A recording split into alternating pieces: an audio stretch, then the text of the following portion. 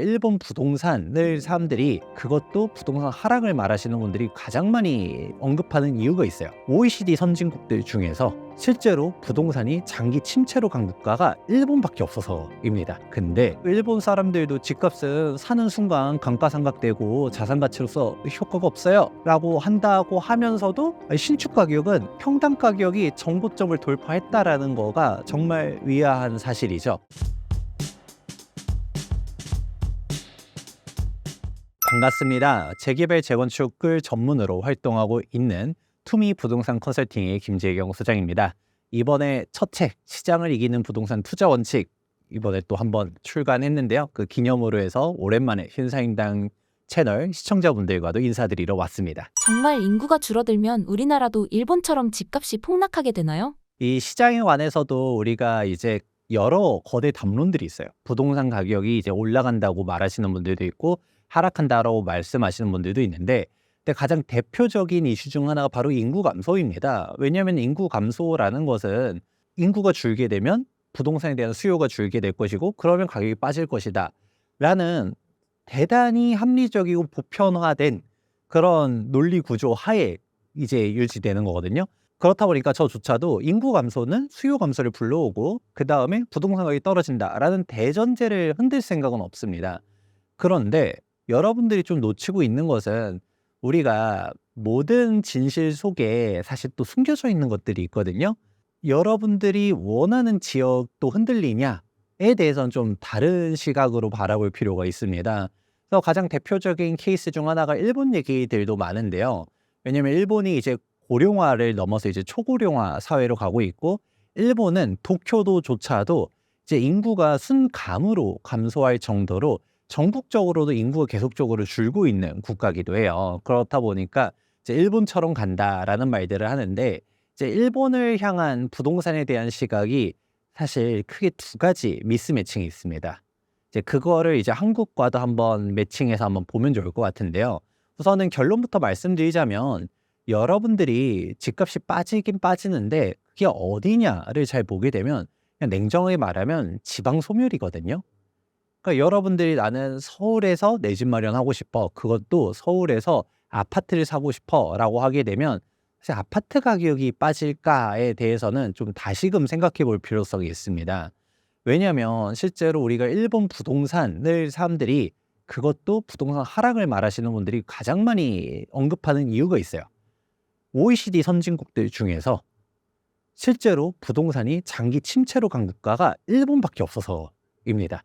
그럼 어떻게 따지면 좀 이상하지 않나요? 왜냐면 고령화 사회라는 거는 이제 우리나라가 이제 어마어마하게 빠르게 이제 출생률도 엄청나게 이제 바닥을 치고 있고 그러면서 빠르게 가고 있다라고 하지만, 사실 유럽 사회들도 고령화는 진작에 진입을 했거든요.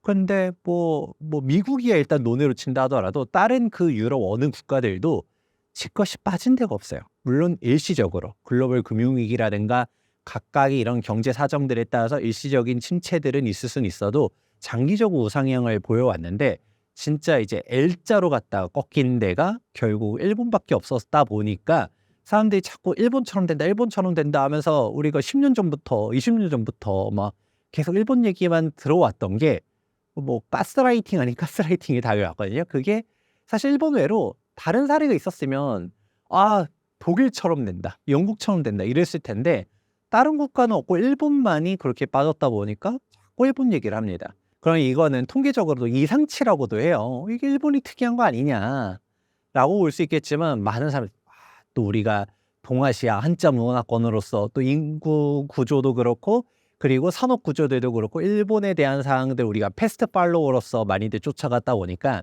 일본처럼 될 것이다 라고 말하시는 분들도 있거든요. 오케이, 자 그러면 일단 첫 번째 오류는 일단 잡아왔어요. 일본이 되게 특이했었다. 근데 우리가 일본처럼 된다라고 하게 되면 어떻게 되느냐, 일본이 우리가 집값이 회복을 잘 못하고 있는 건 팩트입니다. 통계적으로 보게 되면 일본 전체적인 이제 부동산 가격 지표는 우리 버블 경제, 플라자 합의 이후로 버블 경제가 엄청나게 컸었을 때 그때 이제 확 무너져서 잃어버린 20년, 잃어버린 30년 얘기하거든요. 그러면서도 부동산 가격도 이제 힘을 못 쓰고 그러고 있는데, 중요한 것은 일본 도쿄도, 참고로 계속 조금 일본을 좀 오해하시는 분들이 있는데 도쿄도 자체는 서울의 3배나 되는 사이즈입니다. 그러니까 어지간한 경기도 면적들 합친 게 도쿄도예요. 근데 일본도 이게 도쿄도로 된 지가 꽤 오래됐지만 그전에 도쿄시였을 때가 이제 도쿄 23구로 따로 일본에서도 통계적으로 분리해서 봅니다. 그게 서울 면적과 비슷하거든요. 그래서 그러면 도쿄 23구를 일단 구분해서 먼저 한번 보고요. 여기서도 도쿄 23구도 멘션 가격 자체는 버블 경제 이전에 회복 못한 거는 팩트입니다. 근데 신축 멘션 평균 가격을 보게 되면 정고점을 돌파해 버렸어요. 그러니까 우리가 이렇게 생각하면 좀 이상하게 생각할 수밖에 없는 게 일본은 막 언론에서 많이 얘기하잖아요. 일본 젊은이들은 집은 사는 게 아니라 사는 거다. 즉 바이가 아니라 리브다. 그래서 뭐 주택 누가 사냐? 그냥 뭐 거주하는 겁니다라고 한다고 하던데 근데 그 일본 사람들도 집값은 사는 순간 감가상각되고 자산 가치로서 뭐 효과가 없어요라고 한다고 하면서도 다른 집값들은 다 무너졌는데 신축 가격은 평당 가격이 정고점을 돌파했다라는 거가 정말 위대한 사실이죠. 근데 이런 사실 자체를 사람들이 잘 모릅니다. 왜냐하면 언론에서 얘기를 안 하거든요. 다들 일본을 하면 집값은 무너졌어 라는 인식을 가지고 있고 여전히 이제 구축과 신축을 섞은 평균 가격 자체는 뭐 정고점 회복 못한 건 사실이니까 도쿄 23구라고 해도 그렇다 보니까 사람들이 자꾸 그렇게 보지만 지금 사실상 우리가 도쿄 중심지에 있는 신축 가격들을 보게 되면 어마어마하게 날아가고 있고 여기서도 여러분들이 이제 알아볼 수 있는 것이 뭐였냐 양질의 주택에 대한 수요는 언제나 있다라는 것이죠. 그러니까 그렇게 무너졌다라고 하지만 사실 우리가 일본에서 한번 잘 살펴보게 되면 진짜 지방은 완전 박살나고 있습니다. 그러니까 우리가 일본처럼 된다라고 했었을 때 저는 일단은 대한민국과 일본은 좀 다르다라고 생각은 하긴 해요. 그런데 실제로 일본과 비교를 많이 하기도 하고 오늘 첫 영상의 주제도 인구 감소하면 일본처럼 되나요? 이제 집값 빠지나요가 결국은 메인 주제잖아요. 빠지겠죠. 어디가 빠지냐? 일본을 보니까 지방이 무너지더라. 근데 지방에서도 우리 거점 도시들이 있거든요. 이제 도쿄, 오사카, 나고야 뭐 이런 식으로 갔다가 아니면 관광지로 유명한 곳들 이런 데들은 이제 땅값도 그렇고 이제 집값도 그렇고 그래도 물론 아까 말한 그 버블 경제 이전까지라고는 할 수 없어도 그래도 꾸준히 잘 버티고 계속 회복세로 있지만 근데 다른 지방들 많이 들어봤을 거잖아요. 빈집이 넘쳐난다. 영인주택이 있다. 오히려 뭐 상속을 주려고 해도 이거 뭐 빈집세가 있다라고 하고 철거하는 비용도 있고 하니까 그냥 상속을 안 받아버릴래요. 포기한다라고 하고 그런 상황들이 우리가 계속적으로 언론을 통해 접하지만 실질적으로는 좋은 집들은 없다더라. 그래서 도쿄에도 빈집이 있어요 라는 얘기를 하면 도쿄 23구가 아니라 막 도쿄도 우리도 경기도만 본다 하더라도 좀만 교외로 벗어났을 때 시골 같은 동네들이 있거든요. 그러니까 일본도 우리가 도쿄도 잘 보면 진짜 산이 많거든요. 이제 도쿄에 있는 이제 23구 쪽이 평야 이쪽 부분 외로는 산도 많고 그런데 그런 쪽들도 그렇고요. 그리고 우리나라로 따졌을 때 일기 신도시 격에 있는 곳들. 이제 도쿄 23구 여기서도 이제 핵심 지역들 있죠. 시부야구나, 주오구나, 미나토구나 이런 쪽에서 지하철로 30분 거리에 있는 곳들. 여기가 우리가 일명 이제 들어보셨을 겁니다. 다마뉴타운 해가지고 근데 이 다마뉴타운이 또 이제 오명이 있어요. 무슨 고스트타운 우리나라 말로 하면 유령도시로 갔다가 얘기가 많은데 근데 막상 다마뉴타운도 보게 되면 이제 역세권 주변은 그래도 개발이 되고 여기 도시재생 사업하면서 참고로 우리나라 도시재생이 좀 다릅니다. 우리나라 도시재생은 보존인데 여기는 재개발 재건축을 해요. 그래서 신축들 있고 젊은이들도 있고 그리고 뭐 이제 어떻게든 콤팩트 시티로 갖다 추구하면서 사람들이 사는데 여기서 조금만 벗어나기 시작하면 노인들밖에 없다고 합니다.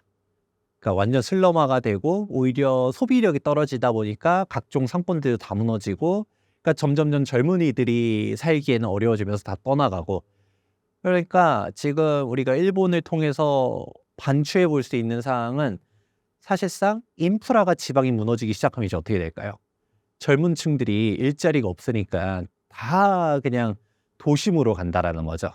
그리고 그게 오히려 지방을 더 공동화 현상을 만들어서 더더욱 수도권 쏠림 현상을 만들게 되고요. 그리고 수도권이라고 한다 하더라도 우리나라 같은 경우는 지금 경기도권역은 인구가 정말 많잖아요. 근데 일본에서 도쿄도, 도쿄 23구간인 도쿄도를 한번 봤었을 때도 여기도 지금 황폐화되고 있다더라요. 왜냐하면 대한민국의 일기 신도시가 조성된 게 90년도거든요. 1990년도인데 일본이 딱 우리나라보다 20년 빠르다는 얘기들 많이 하잖아요. 실제로 다마뉴타운이 조성된 게 1970년도입니다. 근데 일본의 현재 다마뉴타운을 보니까 이제 노인들밖에 없어요. 그러니까 내 나이가 이제 80인데 뭔 재건축이야. 그냥 나 이대로 살 거야. 라는 식으로 있다 보니까 여기가 뭐 개발도 안 되는 거고 그대로 슬럼화가 되는 거고 그래서 더더욱 저도 이제 재개발 재건축 전문가로서 일기 신도시 지금 특별법, 정확하게 노후계획도시 특별법이죠. 노후계획도시 특별법까지 하면서 이제 일기 신도시 정비를 하겠다라고 하는데 이거는 정권이 어떻게 변한다 하더라도 추진력 있게 해야 된다고 저는 생각하는 게 그러면 이게 20년 뒤에 일기 신도시가 진짜 일본처럼 되게 되면 슬럼화가 될 것이거든요. 그럼 점점점 경기도권들을 황폐화되게 되면 더 사람들은 서울로. 그러면 일본처럼 된다는 얘기는 반대로 말하면 서울의 신축 아파트 가격은 폭등한다는 얘기밖에 안 돼요.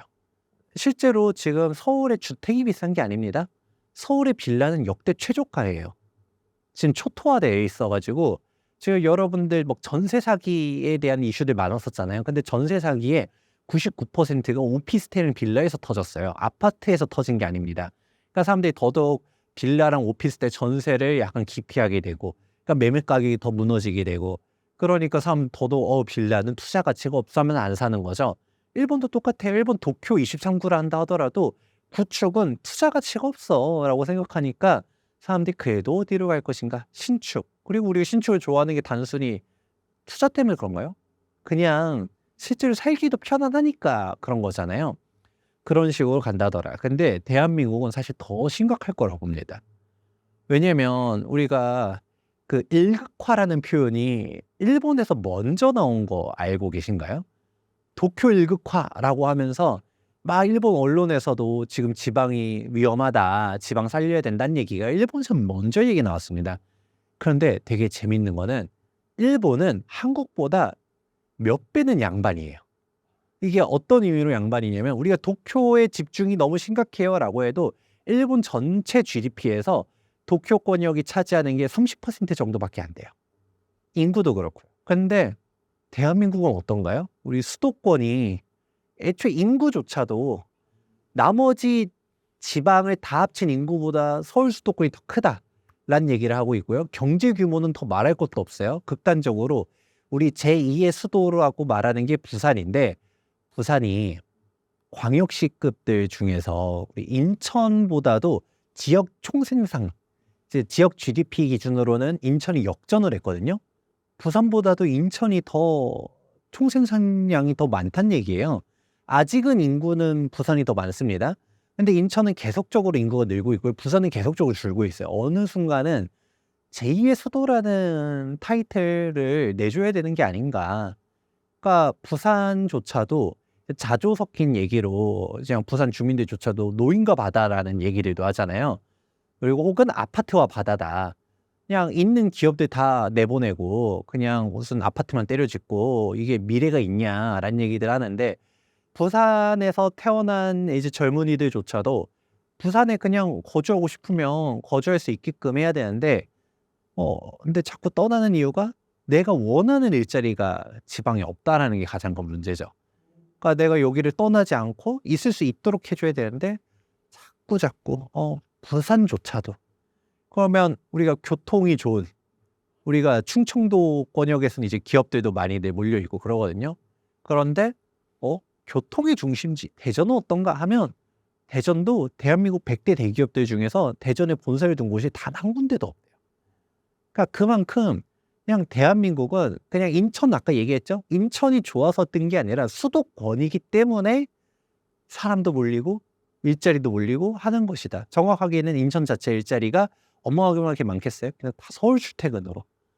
결국은 다 이런 사항들을 보게 되면 제2의 수도라고 말하는 부산조차도 그냥 부산 주민들조차도 이게 어떻게 되냐라는 얘기를 할 정도다 보니까 지금 대한민국의 경제 구조는 사실상 거의 일반적인 국가라기보다는 거의 도시국가적인 성격을 더 많이 띠고 있어요.